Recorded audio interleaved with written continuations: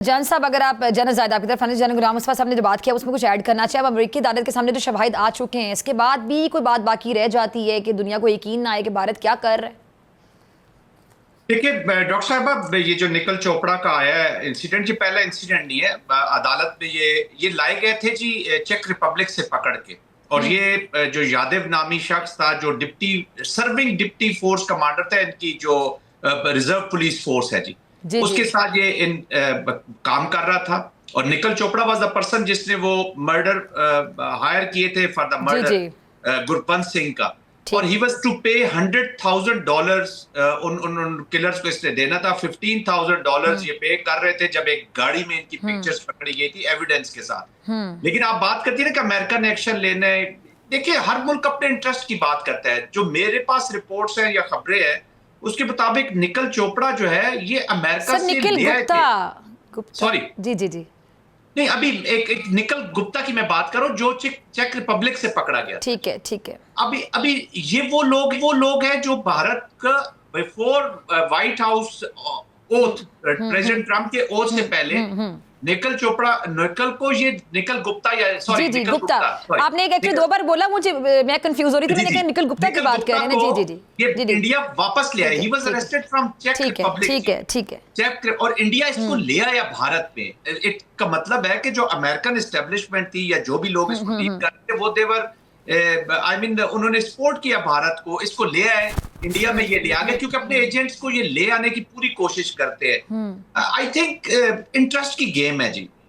मैं डॉक्टर साहब ये कह दूं कि अमेरिका मोरालिटी, एक वर्ल्ड को ऑर्डर में चलाना, या जो इंडिया का ये जो इनह्यूमन अप्रोच है। देखिए ना, दोनों स्टेट्स जो हैं इजराइल एंड इंडिया, इनके रिह्यूमनाइजेशन की जरूरत है। इनको रिह्यूमनाइज होना है क्योंकि इंसानियत के वहां पे कोई कदर नहीं है, लाइफ की कोई कदर नहीं है।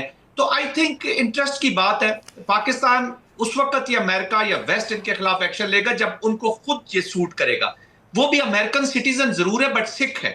He is not a white skin.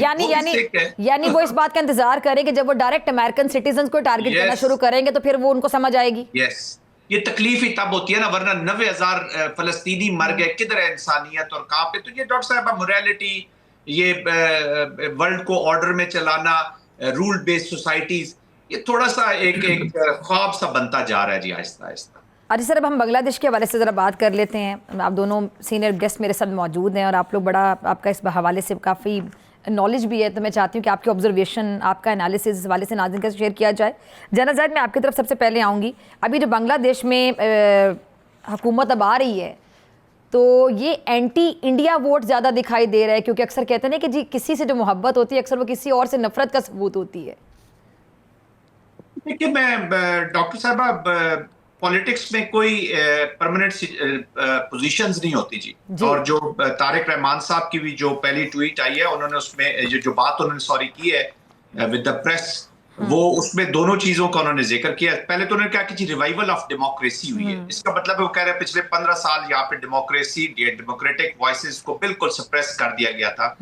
उसके बाद उन्होंने ऑफ कोर्स उस स्टूज का जिक्र किया, हसीना वाजिद का, इनडायरेक्टली, और इनडायरेक्टली इंडिया को भी कन्वे किया कि वो वन साइडेड रिलेशनशिप हम नहीं रखे। हम किसी सबसर्विएंट का लफ्ज उन्होंने यूज किया कि Bangladesh will not be a subservient to any one thought. Yes, और वो एग्जैक्टली डायरेक्टली इंडिकेट कर रहे हैं टुवर्ड्स इंडिया। इंडिया ने एज यूजुअल अपनी कमीलियन अप्रोच करते हुए, मोदी साहब वाज द फर्स्ट वन जिन्होंने उनको मैसेज भी किया, टेलीफोन भी किया और रीसेट की बात की। बट आई थिंक हसीना वाजिद जो है वो एक क्रिटिकल एलिमेंट रहेंगी, बिकॉज शी हैज बीन, जो कोर्ट्स है उन्होंने अभी रूलिंग दी हुई है जी, बांग्लादेश के कोर्ट्स ने। और यहाँ पर भी जो बांग्लादेश की जो पॉलिसी है वो बातचीत इसी पे कर रहे हैं कि जो फ्यूचर की है कि जी हमारे जो रूल ऑफ लॉ है, क्योंकि जब डेमोक्रेसी का रिवाइवल हुआ तो अपने इंस्टीट्यूशंस को भी रिवाइव करेंगे। ऑलरेडी इफ यू नो कि उनकी जो अमेंडमेंट्स आ रही हैं या जो उन्होंने इंस्टीट्यूशंस की जो रिफॉर्म्स करने हैं वो ऑलरेडी 70% से ज्यादा लोगों ने उसको अप्रूव किया है। उनमें जुडिशियल रिफॉर्म्स भी है, तो अपनी जुडिशरी को, अपने इंस्टीट्यूशंस को भी ताकत देने चाहेंगे। जो नया बांग्लादेश है वो पूरे इंस्टीट्यूशंस को लेकर उठाने की कोशिश करेंगे। तो आई थिंक थोड़ा सा प्रेशर जरूर रहेगा, लेकिन ये कहना कि बिल्कुल एंटी इंडिया हो जाएंगे, इसके चांसेस कम है। वो अब डिपेंड करेगा कि मोदी हसीना वाजिद के बारे में क्या डिसीजन लेते हैं। But having said all this, देखिए डॉक्टर साहब, हमारे लिए इंपॉर्टेंट ये है कि दोनों इंडिपेंडेंट कंट्रीज हैं, इंडिया और Bangladesh. You can't compel them, हमें रियलिटीज के साथ रहना होगा। इंपॉर्टेंट चीज है कि हमारे उनके साथ कैसे रिलेशंस है। अभी रिसेंट पास्ट मेरे ख्याल में 1-2 दिन पहले ही इनके स्टूडेंट्स का डेलीगेशन आया, एजुकेशन डिप्लोमेसी में हमने काम किया, पीपल टू पीपल कांटेक्ट ने बढ़ाना है। हमने अच्छी चीजें जो बांग्लादेश के साथ रिलेशनशिप है वो बहुत इंपॉर्टेंट है। और Indians are also viewing with concern, ये जो वो उनको डर ये है कि ये जो ट्राइका अगर एस्टेब्लिश होता है इंडिया, पाकिस्तान और बांग्लादेश का, तो फिर उनके कंसर्न्स रहेंगे। 5 उनकी स्टेट्स है जिसका बॉर्डर 4100 किलोमीटर बॉर्डर है बांग्लादेश के साथ। ईस्ट में ऑलरेडी एक सिचुएशन है ईस्टर्न पार्ट में जो इंडिया के, तो बांग्लादेश उसको डायरेक्टली इंपैक्ट करता है। फिर पानी के इश्यूज हैं, उनके स्ट्रेटेजिक और इश्यूज जरूर हैं बांग्लादेश के साथ। पानी का इशू है, बॉर्डर्स का इशू है, फिर ये जो माइनॉरिटीज का इशू इंडिया बार बार खड़ा कर देता है। तो they have serious issues, but most important thing is कि how we go with our diplomacy और रीसेट, हम अपना कैसे उसको आगे लेकर बढ़ते हैं। बाकी वो इंडिपेंडेंट कंट्रीज हैं, वो ऑफ कोर्स उनके इकोनॉमिक एजेंडा है, उनका अपना पॉलिटिकल एजेंडा है। बट मैं पर्सनली समझता हूं कि बांग्लादेश की नई हुकूमत जो अपने उनके पॉलिटिकल डिप्लोमेटिक ऑब्जेक्टिव्स हैं उनको सामने रखकर अपने रिलेशनशिप को आगे लेके जाएगी, वो टोटल एनिमिटी ऑफ इंडिया में कभी भी नहीं जाएंगे। अभी जो ईरान के सुप्रीम लीडर के सीनियर मुशीर हैं, उन्होंने एक अरब टीवी को इंटरव्यू दिया है जिसमें उन्होंने वाज़ेह अल्फाज में कहा, जैसे कि 12 उनका मौक़िफ़ सामने आता रहा कि जो हमारा मिसाइल प्रोग्राम है वो हमारी रेड लाइन है, इस पर कोई बातचीत नहीं हो सकती है। तो अब ये जो सूरत हाल है, इसमें जो मुआहदे की बात हो रही है, इसके इम्कानात आपकी नज़र में कितने हैं? अच्छा, एक तो मुआहदा होता है, इम्कानात है, ये एक सवाल है, लेकिन क्या अमेरिका वाकई ईरान से मुआहदा चाहता है? मेरा सवाल ये है, ये टाइम बाय किया जा रहा है दबाव के लिए, प्रेशर टैक्टिक हो सकती है कि अगली जो स्ट्रैटेजी है उसके लिए टाइम मिल जाए, तैयारी की जा सके, या जंगी तैयारी के लिए इस्तेमाल किया जा सके, या वाकई मुआहदा चाहते हैं? फिर जो ईरान का मौक़िफ़ है वो भी साहब के सामने ही है। जनरल ज़ाहिद, देखिए डॉक्टर साहब, ऑफ कोर्स अमेरिका की पूरी ख्वाहिश होगी कि वो एक जो पॉलिसी कैप्चुलेशन है, जो 4 उन्होंने नुकात सामने रखे हैं ईरान से, कि पॉलिसी कैप्चुलेशन अचीव की जाए। वो रिड्यूस करना चाहते हैं ये जो आइडियोलॉजिकल बेस्ड ईरान इस वक्त मौजूद है, उसको वो एक नए ईरान की शक्ल जरूर देना चाहते हैं, ताकि वो जो थ्रेट है इसराइल को वो बिल्कुल मुकम्मल तौर पर खत्म हो जाए, और मिडल ईस्ट में जो थोड़ी सी रेजिस्टेंस इसराइल को फेस हो रही है वो भी खत्म कर दी जाए। लेकिन आई थिंक ईरानियन जो है वो इतने इजीली इस पे कंप्रोमाइज नहीं करेंगे। वहां पे जो थॉट पाई जाती है इन दी लीडरशिप वो यही है कि वो even if they have to go down, Allah ना करे, even if they have to go down, तो वो they will go down fighting. और फिर पूरे जो मिडल ईस्ट है, बाकी भी जो अरब कंट्रीज हैं, उनका भी वो नहीं चाहेंगे कि मुकम्मल तौर पर ईरान का, ऑफ कोर्स पहले बहुत हवा दी गई इंट्रा मिडल ईस्ट कंटेस्टेशन की, बहुत लड़ाई रही, हवा भी रही, और थोड़ी सी to be very honest on ground rivalries भी बहुत रही, बहुत नफरतें थी। वो अब थोड़ा सा वर्किंग एनवायरनमेंट वहां पे एस्टेब्लिश हुआ है। सऊदी अरेबिया का, ईरान का इंट्रा अरब जो वर्ल्ड है या मिडल ईस्ट के अंदर जो रिलेशनशिप है वो थोड़ी सी बेहतर कंडीशंस में। तो अमेरिकन चाहेंगे जी पॉलिसी कैप्चुलेशन की, बट एक लॉन्ग ड्रॉन वॉर में कभी भी इन्वॉल्व नहीं होना चाहेंगे।